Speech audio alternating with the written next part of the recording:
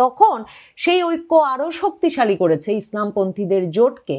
তখন ক্রমাগত হেফাজতে ইসলাম এবং জামায়াতে ইসলামীর মধ্যে কার আকিদাগত পার্থক্য নির্বাচনে প্রভাব ফেলবে কিনা সেটা সামনে চলে আসছে।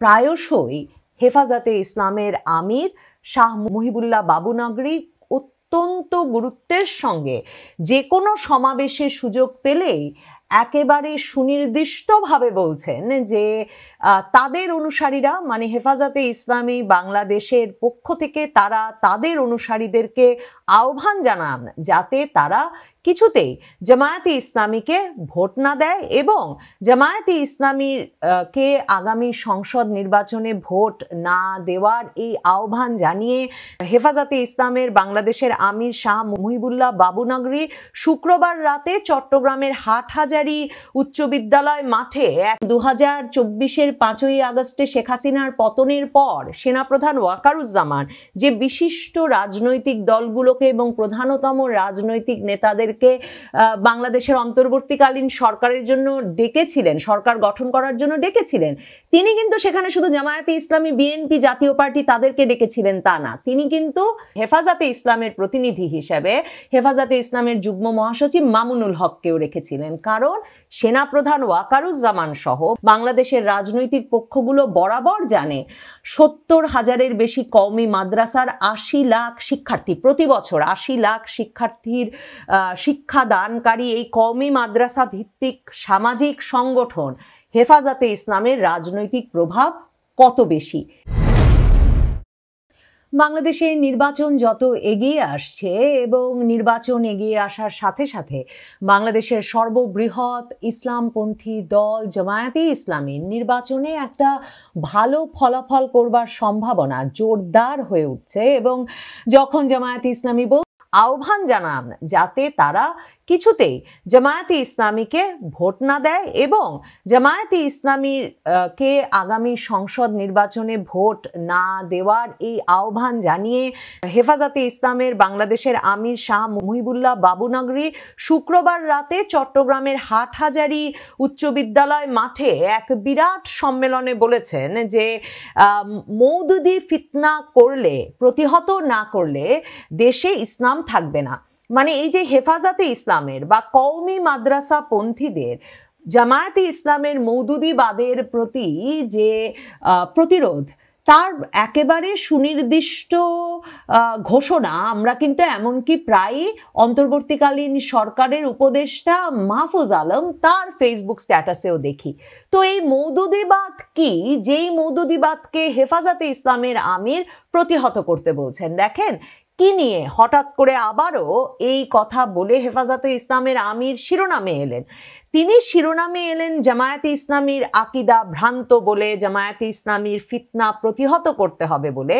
কারণ জামায়াতে ইসলামীর এখনকার একজন শীর্ষস্থানীয় নেতা, বাংলাদেশের একজন প্রভাবশালী আইনজীবী ব্যারিস্টার শিশির মনির, তিনি সুনামগঞ্জ থেকে নির্বাচন করবেন জামায়াতে ইসলামীর দাঁড়িপাল্লা নিয়ে এবং শিশির মনির তার এলাকায় গিয়ে জনসংযোগের এক পর্যায়ে পূজা চলছিল, যেহেতু দুর্গা পূজা চলছিল, এরকম সময়ে এমন এক মন্তব্য করে বসেন যে বাংলাদেশে হিন্দু মুসলমান যেমন একই মুদ্রার এপিট ওপিট একসাথে বাস করবে, তেমনি বাংলাদেশে রোজা এবং পূজা সবই চলবে।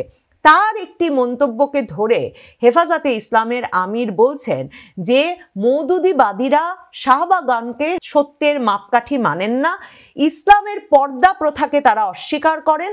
জামায়াত নেতা শিশির মনির পূজা এবং রোজাকে এক আখ্যায়িত করে ঈমান হারা হয়েছেন।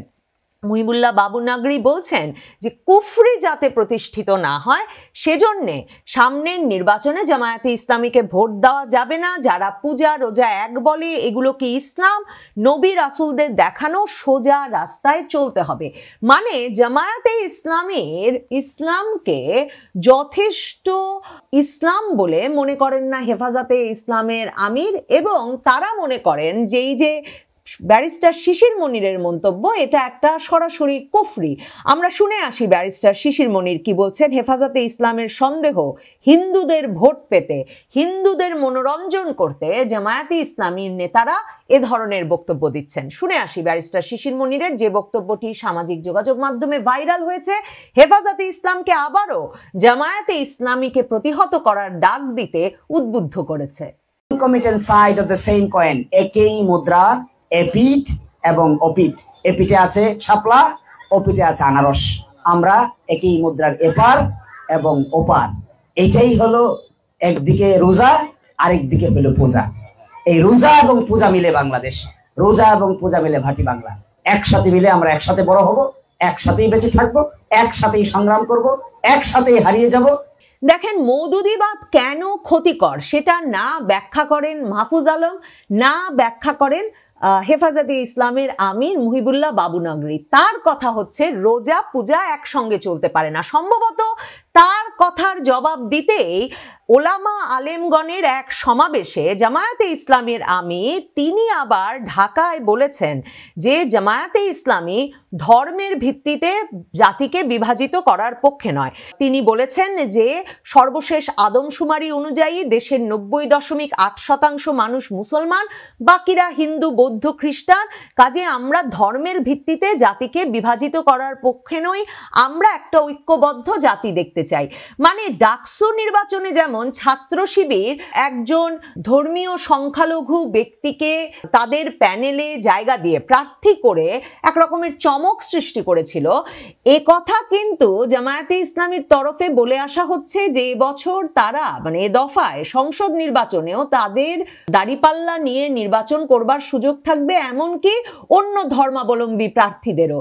এই বিষয়গুলো এক রকমের অনুমোদন করছেন না হেফাজতে ইসলামের রাজনীতিকরা, বিশেষভাবে এই কারণে, কারণ হেফাজতে ইসলামের আমিরের আসলে প্রধান দ্বন্দ্বের জায়গা কিন্তু এই আলেম ওলামাদের ওপরে জামায়াতে ইসলামী প্রভাব বিস্তার করে কিনা, নাকি হেফাজতে ইসলামের যে প্রভাব রয়েছে সেটা তারা বজায় রাখতে পারেন। আসলে প্রতিদ্বন্দ্বিতাটা এক রকমের প্রভাব বিস্তারের। দুই পক্ষই কিন্তু সুনির্দিষ্টভাবে নির্বাচনের মাধ্যমে, রাজনীতিতে অংশগ্রহণের মাধ্যমে শেষ পর্যন্ত ইসলামী শাসন কায়েম করতে চান। তাহলে আপনি ভাবতেই পারেন যে তার মধ্যে দ্বন্দ্বটা কোথায়। দ্বন্দ্বটা হচ্ছে হেফাজতে ইসলাম নিজেকে একটা সামাজিক সংগঠন হিসেবে দাবি করলেও আসলে বাংলাদেশের প্রায় 70,000 কওমি মাদ্রাসা তাদের নিয়ন্ত্রণে, এবং কওমি মাদ্রাসা কিন্তু সরকারের কোনো রকম অনুমোদিত পাঠ্যক্রম ছাড়া, কোনো রকম নিয়ন্ত্রণ বা তত্ত্বাবধান মনিটরিং ছাড়া চলে, এবং ক্রমাগতভাবে কওমি মাদ্রাসায় শিক্ষার্থীর সংখ্যা বাড়ছে। বর্তমানে 80 লাখের বেশি শিক্ষার্থী পড়ছে এই কওমি মাদ্রাসায়গুলো বলে ধারণা করা হয়। হেফাজতে ইসলাম নিজেকে সামাজিক সংগঠন বলে, কিন্তু হেফাজতে ইসলাম থেকেই ধরেন মামুনুল হকের খেলাফতে মজলিস থেকে শুরু করে অনেকগুলো রাজনৈতিক দল যেমন হয়েছে, তেমনি তারা রাজনীতিকে প্রভাবিত করতে চায়। কারণ কওমি মাদ্রাসার শিক্ষার একেবারে সূচনাই হয় এটা বলে যে কওমি মাদ্রাসায় পাঠ গ্রহণকারী একজন শিক্ষার্থীর গুরুত্বপূর্ণ দায়িত্ব হবে যে সে বিভিন্ন রাজনৈতিক সংগঠন করবে, সে বিভিন্ন সংগঠনের মাধ্যমে রাজনৈতিক পরিবর্তন ঘটিয়ে একটি রাষ্ট্রে বা একটি দেশে ইসলামের শাসন কায়েম করবে। সেই সাক্ষাৎকার আপনারা যদি মামুনুল হকের সাম্প্রতিক প্রথম আলোতে দেওয়া সাক্ষাৎকার পড়েন, সেখানে আপনারা জানবেন যে তিনি এই কথা বলছেন যে কওমি মাদ্রাসার শিক্ষার্থী হিসেবে ছোটবেলা থেকে তাকে রাজনীতি এবং সংগঠনে জড়িত থাকতে হয়েছে। ঠিক তেমনি ধরেন একটা উদাহরণ দেই, 2024-এর আন্দোলনে 18ই জুলাই এই যে বিটিভির হামলা চালানো হলো, একজন ব্যক্তি কিন্তু বিটিভি হামলা চালানেন এবং তিনি পরে সংবাদ মাধ্যমের সঙ্গে সাক্ষাৎকারে সরাসরি বলেছেন যে তিনি মেজর ডালিমের মতো বিটিভির কন্ট্রোল রুম দখল নিয়ে 18ই জুলাইতেই বিজয় ঘোষণা করতে চেয়েছিলেন। তো সেই ব্যক্তি যিনি এই এককভাবে, শফিকুর রহমান, যিনি এককভাবে বিটিভির ভেতরে ঢুকে গিয়ে গাড়িতে আগুন জ্বালিয়ে দিয়ে কন্ট্রোল রুম দখলে নিতে চেয়েছিলেন, সেই শফিকুর রহমান কিন্তু কওমি মাদ্রাসা থেকে পড়ে বের হওয়া এবং নিজে একটা মাদ্রাসা পরিচালনাকারী একজন সাধারণ ব্যক্তি। কিন্তু তিনিও বলছেন যে কওমি মাদ্রাসা তাকে এমনভাবে তৈরি করেছে যে তিনি এই যে মাহফুজ আলমদের ছাত্র শক্তি, রাষ্ট্রচিন্তা এসব সংগঠনে তিনি অংশ নিয়েছেন। মানে রাষ্ট্রচিন্তায় আপনি ভাবেন এই যে সারোয়ার তুষার, সামিনা লুৎফা সহ বিভিন্ন, মানে ফারহাদ মাজার গোষ্ঠী সহ বিভিন্ন ধারার মানুষ কিন্তু রাজনৈতিক চিন্তা করতে একত্র হতেন। তো সেসবে গিয়েও কিন্তু এরা যোগ দেন এবং সেখান থেকে তারা রাজনৈতিকভাবে কি করে ক্ষমতার পালাবদল ঘটিয়ে একটা ইসলামী শাসন কায়েম করা যাবে সেই লক্ষ্যে কাজ করতে থাকেন। তো কওমি মাদ্রাসার সংগঠন হেফাজতে ইসলাম নিজেকে তাই সামাজিক সংগঠন বললেও রাজনীতিতে প্রভাব সৃষ্টি তার একটা গুরুত্বপূর্ণ ভূমিকা বলে একেবারে শিশুকাল থেকে কওমি মাদ্রাসাগুলোই সে কিন্তু তার শিক্ষার্থীদের বোঝায়। এবং হেফাজতে ইসলাম এই যে নির্বাচনের আগে জামায়াতকে ভোট দেওয়া যাবে না সেটা বলছেন, এই যে হেফাজতে ইসলামের নেতা মামুনুল হক আফগানিস্তান তালেবানদের সঙ্গে দেখা করতে যাচ্ছেন, এই যে হেফাজতে ইসলামের সঙ্গে বিএনপি নেতৃবৃন্দ ঘন ঘন বৈঠক করছেন যে নির্বাচনে বিএনপির সঙ্গে তাদের একটা জোট করা যায় কিনা, বিনিময়ে এমনকি মোহাম্মদপুর মানে খোদ ঢাকার আসন মামুনুল হককে ছেড়ে দেওয়ার বিষয় নিয়ে কথা চলছে। এর কারণ এই বিরাট অংশের ভোট হেফাজতে ইসলাম প্রভাবিত করতে পারে। হেফাজতে ইসলামের নিয়ন্ত্রিত বা অনুসারী এই বিরাট জনগোষ্ঠী আসলে বাংলাদেশের মসজিদগুলোর আলেম ওলামা হিসেবে কাজ করেন, মসজিদগুলোতে ইমামতি করেন। জামায়াতে ইসলামী এখন দেখা যাচ্ছে যে তারা কিন্তু এই আলেম ওলামাদের সঙ্গেও এই ইমামদের সঙ্গেও তারা এক রকমের যোগাযোগ শুরু করেছে। তার মানে হেফাজতে ইসলামের প্রভাব বলয়ে জামায়াতে ইসলামী ঢুকে পড়তে চাইছে। জামায়াতে ইসলামী রাজধানী মগবাজারে তাদের আলফালা মিলনায়তনে শনিবার যে সমাবেশটা করেছে কেন্দ্রীয় উলামা কমিটির উদ্যোগে দায়ী ও ওয়াইএস সম্মেলন, সেখানে কিন্তু জামায়াতের আমির বলেছেন যে তারা চান যে শুধুমাত্র যিনি নামাজের ইমাম তিনি নামাজেই ইমামতি করবেন না, তিনি হবেন সমাজেরও ইমাম। এবং শফিকুর রহমান বলছেন ওলামায়ে কেরাম আলেমগণ শুধু মসজিদের মেহরাবে দাঁড়িয়ে নামাজের ইমামতি করলেই চলবে না, আমরা চাই যিনি নামাজের ইমাম তিনি সমাজেরও ইমাম হবেন। এবং বাংলাদেশের মানুষ ধর্মভিত্তিক বিভাজন চায় না, কাজেই আমরা একটা ঐক্যবদ্ধ জাতিকে দেখতে চাই। এখন জামায়াত বিরোধী ভোটের কথা, মানে জামায়াতকে ভোট দেওয়া উচিত হবে না, জামায়াত নির্বাচনে এলে জামায়াত রাজনীতিতে শক্তিশালী পক্ষ হয়ে উঠলে বাংলাদেশে দক্ষিণ পন্থার উত্থান হচ্ছে, সেটা যখন একটা ঢালাও ভাবে বাংলাদেশে ধরেন প্রথম আলো, ডেইলি স্টার থেকে শুরু করে বাংলাদেশের সুশীল সমাজের একটা অংশ যখন আলাপ করেন তখন তারা ভুলে যান যে এই যে বিএনপির সঙ্গে হেফাজতে ইসলামের যে নির্বাচনী জোট হতে যাচ্ছে সেখানেও তাদের ভাষায় তারা যাকে দক্ষিণপন্থা হিসেবে চিহ্নিত করছেন সেটার উত্থানের বা সেটার একটা রাজনৈতিক উন্মেষের সম্ভাবনা আছে কিনা। দেখেন মুহিবুল্লাহ বাবু নগরী হেফাজতে ইসলামের আমির এই বর্ষিয়ান নেতা কিন্তু সুস্পষ্টভাবে বলেছেন যে জামায়াতের রাজনীতি কুফরি, কারণ ইসলামের পর্দা প্রথাকে তারা অস্বীকার করে।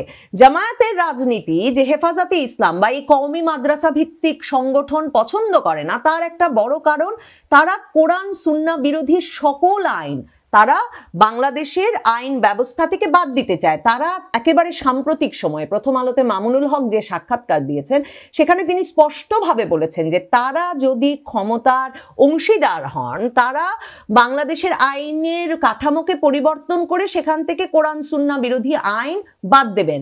এখন দেখেন 2013 সালে যে শাপলা চত্বরে নেমে এসেছিল হেফাজতে ইসলাম লাখ লাখ তাদের অনুসারীদের নিয়ে, সে সময়ও কিন্তু তাদের মূল দাবি ছিল কোরআন সুন্নাহ বিরোধী আইন বাতিল করতে হবে এবং কোরআন সুন্নাহ বিরোধী ব্যক্তিদেরকে এবং যে এই মতবাদ যারা পোষণ করেন তাদেরকে এক রকমের মৃত্যুদণ্ড দেওয়ার বিধান রেখে আইন করতে হবে, মানে ব্লাসফেমি আইন করতে হবে। তো এই ব্লাসফেমি আইন এতটাই ব্যাপক একটা ভিত্তি পেতে পারে, মানে কোনটা যে ধর্মগ্রন্থ বিরোধী, কারণ হেফাজতের আমির তো এমনকি জামায়াতে ইসলামের আমিরের ধর্মভিত্তিক রাজনীতিকে কোরআন সুন্নাহ বিরোধী মনে করছেন, সেটা কিন্তু সমাজে একটা বড় বিভক্তির সৃষ্টি করবে। হেফাজতে ইসলামকে নিয়ে সেই শঙ্কা কিন্তু গুরুতরভাবে, বিশেষ করে সেই 2008-এ যখন তারা প্রথম রাজপথে নেমে এলো, বাংলাদেশের তখনকার সরকার যে নারী নীতি প্রণয়ন করতে চেয়েছিল তার বিরুদ্ধে, তখন থেকে কিন্তু সচেতন মানুষের এটা একটা আলাপের বিষয়। এবং দেখেন, মামুনুল হক প্রথম আলোর সঙ্গে সাক্ষাৎকারে স্পষ্টতই বলছেন যে কোরআন সুন্নায় যেহেতু আছে, তারা মনে করেন যে বহু বিবাহ থাকা উচিত বাংলাদেশের আইনে। তারা মনে করেন বাংলাদেশের আইনে বিবাহের বয়স যেটা নির্ধারিত আছে সেটা পরিবর্তন করা উচিত। তিনি আফগানিস্তান থেকে ঘুরে এসে সংবাদ মাধ্যমকে কিন্তু বলেছেন যে তার মনে হয় নাই যে আফগানিস্তানে নারীদের ঘোরাফেরায় বা নারীদের বাড়ি থেকে বের হওয়াতে এমন কোনো অসুবিধা আছে যেটা অনুসরণ করা যাবে না।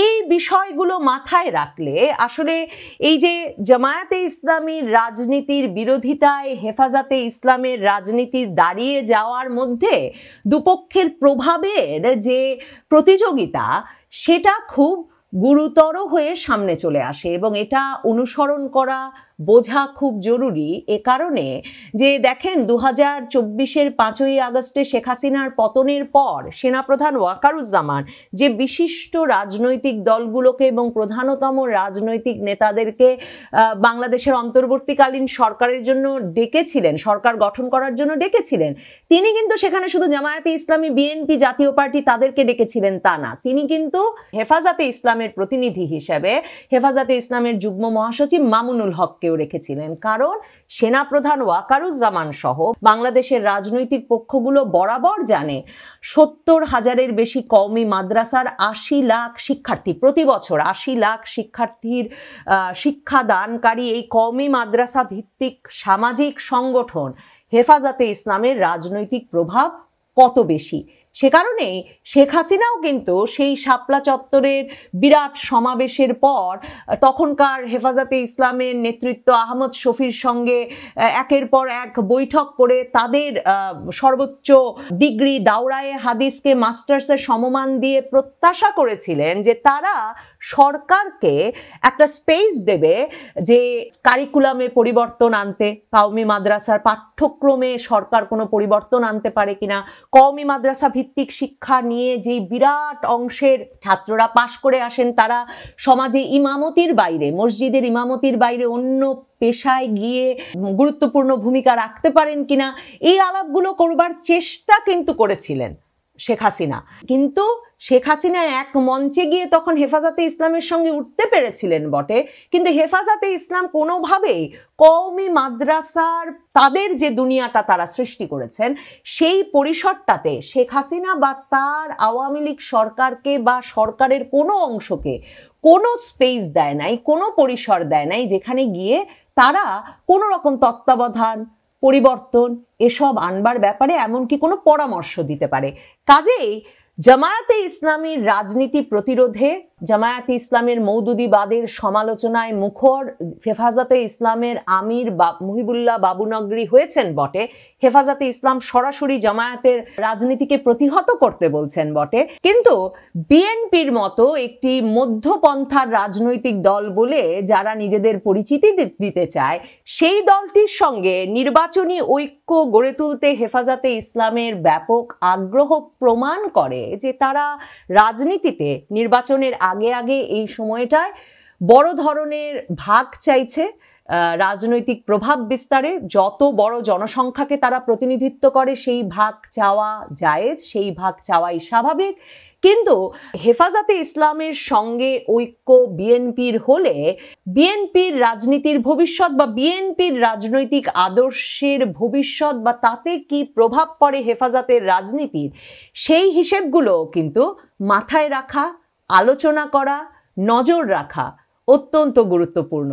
নির্বাচন যত এগিয়ে আসবে আমার মনে হয় এই মেরুকরণটা নিয়ে আলাপ আরও বাড়বে। হেফাজতে ইসলাম আগামী নির্বাচন আসনে কিছু কিছু সুবিধা পেতে সম্ভবত জামায়াত বিরোধী অবস্থান আরও শক্ত করবে, আর জামায়াতে ইসলামী নিশ্চয়ই একটা উপায় বের করতে হবে যার মাধ্যমে তারা এই কওমি মাদ্রাসা ভিত্তিক এবং মসজিদ ভিত্তিক রাজনীতির ভেতরেও তাদের প্রভাব বিস্তারে সক্ষম হয়ে ওঠে।